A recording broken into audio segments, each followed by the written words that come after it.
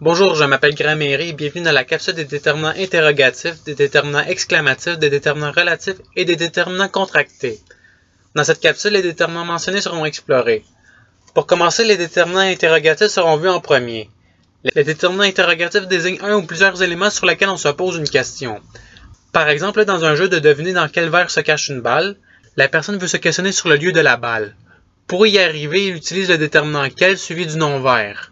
Par après, il complète sa question avec les derniers mots étant « a une balle en dessous », donnant « quel verre a une balle en dessous ».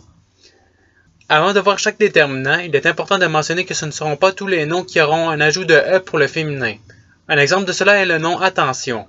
Malgré que c'est un nom féminin, ce nom n'aura pas un « e » qui sera ajouté à la fin.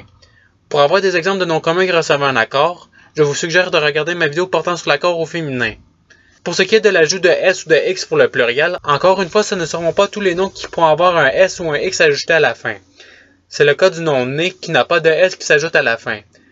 Pour savoir quels noms peuvent être accordés ou pas, j'en ai mis une coupelle d'exemples dans ma vidéo portant sur l'accord au pluriel. Les liens vers mes vidéos seront dans la description de cette vidéo. Allons à présent aux déterminants interrogatifs. Il y a 5 déterminants interrogatifs. Les 4 premiers sont quel. Le premier quel sera le premier décortiqué. Le déterminant quel est placé devant un nom commun commençant par n'importe quelle lettre. Ce nom est masculin, donc pas d'ajout de E à la fin du nom, et est singulier, donc pas d'ajout de S ou de X à la fin du nom. Un exemple de nom commun qui remplit ces conditions est banc. Après avoir écrit banc, le déterminant quel est placé à la gauche de ce nom. Le résultat sera quel banc. Allons au déterminant suivant. Le déterminant quel est placé devant un nom commun commençant par n'importe quelle lettre. Ce nom est féminin, donc avec l'ajout de E à la fin du nom, et est singulier, donc pas d'ajout de S ou de X à la fin du nom. Un exemple de nom commun qui remplit ces conditions est lanterne. Après avoir écrit lanterne, le déterminant quel est placé à la gauche de ce nom. Le résultat sera quelle lanterne. Allons au déterminant suivant. Le déterminant quel est placé devant un nom commun commençant par n'importe quelle lettre. Ce nom est masculin, donc pas d'ajout de E à la fin du nom, et est au pluriel, donc avec l'ajout de S ou de X à la fin du nom. Un exemple de nom commun qui remplit ces conditions est pot. Après avoir écrit pot, le déterminant quel est placé à la gauche de ce nom. Le résultat sera quel pot. Allons au déterminant suivant. Le déterminant quel est placé devant un nom commun commençant par n'importe quelle lettre. Ce nom est féminin, donc avec l'ajout de E à la fin du nom, et au pluriel, donc avec l'ajout de S ou de X à la fin du nom. Un exemple de nom commun qui remplit ces conditions est fleur. Après avoir écrit fleur, le déterminant quel est placé à la gauche de ce nom. Le résultat sera quelle fleur. Voici un tableau résumé des 4 déterminants interrogatifs. La vidéo peut être mise sur pause pour le regarder plus attentivement. Allons maintenant voir le 5e déterminant interrogatif. Le déterminant combien de est placé devant un nom commun commençant par n'importe quelle lettre. Ce nom peut être masculin, donc pas d'ajout de E à la fin, ou peut être féminin, donc avec l'ajout de E à la fin du nom. Et il peut être au singulier, donc sans ajout de S ou de X à la fin du nom, ou au pluriel, donc avec l'ajout de S ou de X à la fin du nom. Un exemple de nom commun qui remplit ces conditions est pantalon. Après avoir écrit pantalon, le déterminant combien de est placé à la gauche de ce nom. Le résultat sera combien de pantalons. Les déterminants interrogatifs ont tous été explorés à présent. Il est temps de voir les déterminants exclamatifs. Les déterminants exclamatifs permettent de désigner un élément sur lequel une émotion est transposée. Par exemple, quand une personne veut exprimer l'émotion de la surprise en désignant le cadeau, elle utilise le déterminant quel donnant quel cadeau. À la fin de cadeau, un point d'exclamation est ajouté donnant quel cadeau. Il y a 6 déterminants exclamatifs selon Usito. Il y a les 4 premiers étant quel. Ces déterminants ont déjà été vus en détail dans les déterminants interrogatifs. Alors, ils sont présentés dans le tableau résumé ici. Les 4 exemples sont les seules choses qui ont été modifiées.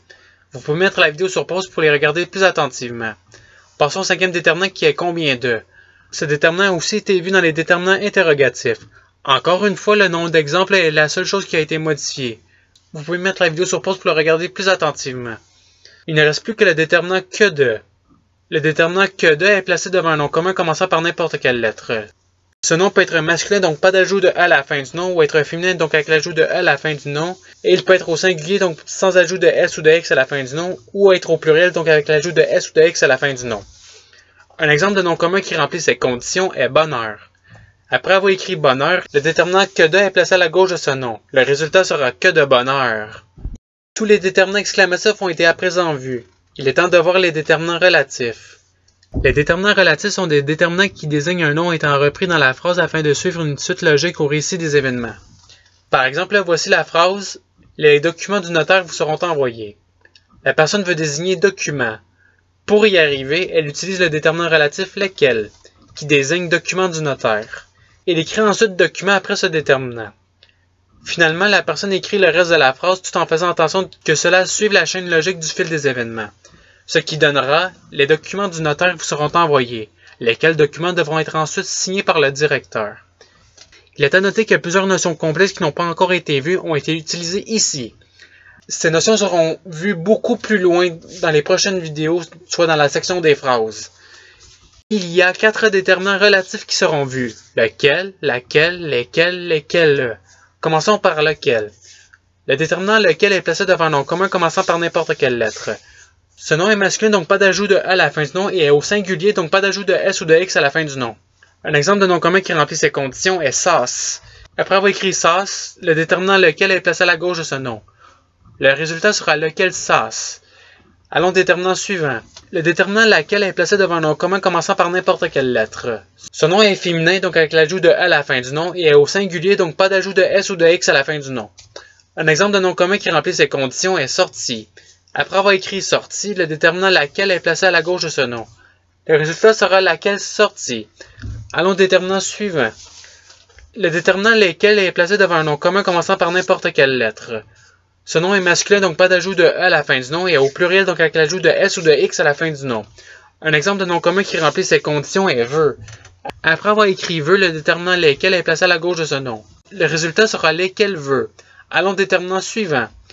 Le déterminant lesquels est placé devant un nom commun commençant par n'importe quelle lettre. Ce nom est féminin, donc avec l'ajout de « à la fin du nom, et est au pluriel, donc avec l'ajout de « s » ou de « x » à la fin du nom. Un exemple de nom commun qui remplit ces conditions est base. Après avoir écrit base, le déterminant lesquels est placé à la gauche de ce nom. Le résultat sera lesquels base. Et c'est ce qui fait le tour des déterminants relatifs. Voici un tableau résumé qui reprend tout ce qui a été vu à propos de ces 4 déterminants. Vous pouvez mettre la vidéo sur pause pour le regarder plus attentivement. À présent, il ne manque plus que les déterminants contractés qui n'ont pas été classés parmi les 10 catégories de déterminants. Les déterminants contractés sont la fusion d'une préposition qui sera vue dans de futures vidéos et de déterminants. Quand les deux sont fusionnés, un déterminant contracté sera obtenu. Par exemple, si la préposition à est prise et qu'elle est suivie du déterminant le, les deux mots à un côté de l'autre ne se lisent pas bien. Alors, pour rendre la lecture plus agréable, les deux mots sont fusionnés pour obtenir le déterminant contracté O. Ces déterminants se retrouvent dans 2 catégories, les déterminants définis et les déterminants relatifs. Pour commencer, les déterminants contractés définis seront vus. Il y en a 4, au, du et des. Le déterminant contracté O est une fusion de la préposition à avec le déterminant le. Donc, plutôt que d'écrire à le dépanneur, ce qui sera écrit sera plutôt au dépanneur.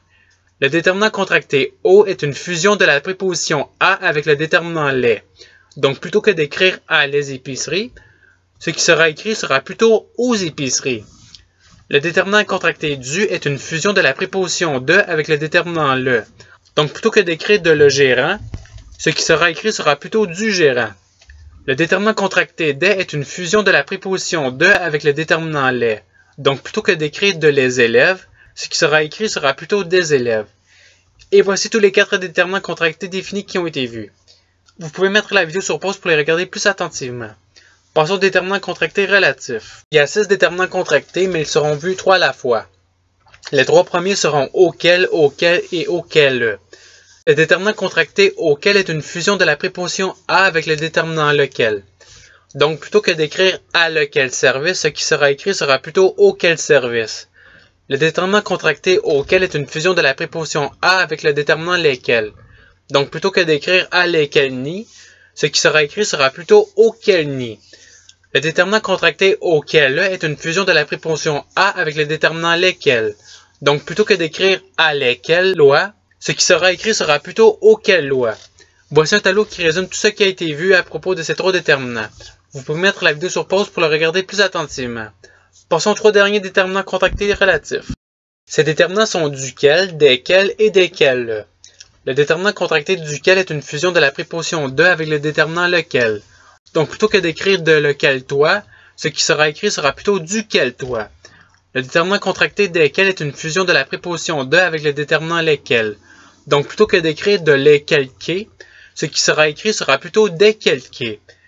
Le déterminant contracté desquels est une fusion de la préposition de avec le déterminant lesquels. Donc, plutôt que d'écrire de lesquels rives, ce qui sera écrit sera plutôt desquels rives.